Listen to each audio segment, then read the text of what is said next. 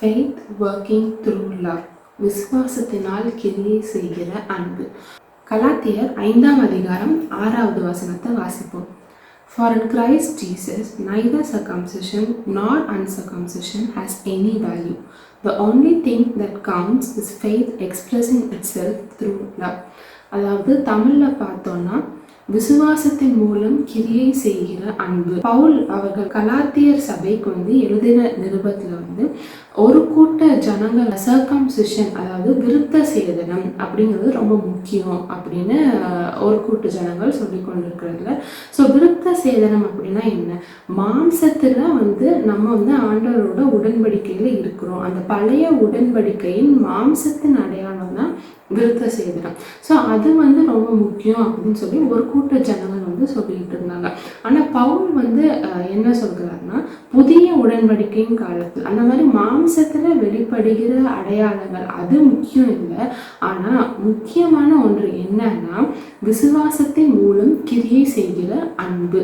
So இந்த இங்கிலீஷில் அழகாக ஒரு ஃப்ரேஸ் போட்டிருக்கு, the only thing that counts அப்படின்னா இது ரொம்ப முக்கியமான விஷயங்களுக்கு தான் இந்த ஃப்ரேஸை யூஸ் பண்ணுவோம். The only thing that counts அப்படின்னு, தேவையானது ரொம்ப முக்கியமான ஒரு விஷயம் அப்படின்னா விசுவாசத்தினால் கிரியை செய்கிற அன்பு. ஸோ அன்புனா என்ன அப்படின்னு நம்ம பார்த்தோன்னா, நம்ம உணர்ச்சிகளாலோ இல்லை நம்ம ஒருத்தவங்களை நான் மேலே அன்பாக இருக்கிறேன், நான் உன்னை நேசிக்கிறேன் அப்படின்னு சொல்கிறது மட்டும் அன்பு கிடையாது. அன்புனா என்ன? அது கிரியைகள்னால வெளிப்படுறது. ஸோ ஒருத்தவங்க ஒரு தேவையில் இருக்காங்க, அந்த மாதிரி சுச்சுவேஷனில் நம்ம அவங்களுக்கு போய் உதவி செய்கிறது, அவங்களோட தேவைகளை சந்திக்கிறது, அந்த மாதிரி நம்ம கிரியைகள் மூலமாக வெளிப்படுத்துறது தான் அன்பு. ஏதோ ஒரு உணர்ச்சியோ வார்த்தையோ மட்டும் இல்லாமல் செயலில் காமிக்கிறது அப்படிங்கிறது தான் அன்பு. ஸோ கலாத்தியர் 5ஆம் அதிகாரம் 14வது வசனத்தை வாசிப்போம். For the entire law is fulfilled in keeping this one command, love your neighbor as yourself. So Paul என்ன சொல்கிறாரு, அந்த முழு நியாயப்பிரமாணத்தையும், ஸோ பழைய ஏற்பாடில் ஆண்டவர் எவ்வளவோ கட்டளைகள் கொடுத்துருக்காங்க, அது எல்லாத்தையும் மொத்த நியாயப்பிரமாணத்தையும் ஒரே கட்டளையில் சொல்லணும் அப்படின்னா தன்னை போல பிறனையும் நேசிக்கணும். ஸோ இயேசுவும் நமக்கு பிரதானமான 2 கட்டளைகள் சொன்னது எது? முதலாவது தேவனிடத்தில் அன்பு கூறணும், இரண்டாவது பிறனிடத்தில் அன்பு கூறுகிறது. ஸோ நியூ டெஸ்டமென்ட் ஃபுல்லுமே பார்த்தோன்னா இந்த அன்புங்கிறது ரொம்ப ஒரு முக்கியமான ஒரு டாப்பிக்காக எல்லா நிருபத்திலையும் எல்லா புக்லேயும் நம்ம அந்த அன்பு குறித்து நம்மளால் வாசிக்க முடியும். ஸோ இந்த அன்புங்கிறது நமக்குள்ள எப்படி வெளிப்படுகிறது? எபேசியர் 2ஆம் அதிகாரம் 10வது வசனத்தை வாசிப்போம். For we are his workmanship, created in Christ Jesus for good works, which God prepared beforehand that we should walk in them. So இதில் நம்ம வாசிக்கிறோம், நம்ம செய்கிறதற்கு நற்கிரியைகளை ஆண்டவர் ஏற்கனவே முன்குறித்து வச்சிருக்காங்க. இதுக்கு முன்னாடி நம்ம பார்த்தோம், அன்புங்கிறது செயல்கள் மூலமாக கிரியைகள் மூலமாக வெளிப்படுகிறது. ஸோ இந்த நற்கிரியைகள் நம்ம செய்ய வேண்டிய நற்கிரியைகளை ஆண்டவர் ஏற்கனவே முன்குறித்து வச்சுருக்காங்க. ஸோ இந்த நற்கிரியைகள் நம்ம எதற்கு செய்யணும்? இந்த நற்கிரியைகள் செய்கிறதுனால நம்ம ரட்சிக்கப்படுகிறோமா? நம்ம பரலோகத்துக்கு போகிறதுக்காக இந்த நற்கிரியைகள் செய்கிறோமா? இல்லை இந்த நற்கிரியைகள் செய்கிறதுனால நம்ம ரட்சிப்பை நம்ம சம்பாதித்து கொள்ள முடியுமா? அப்படின்னா இல்லை.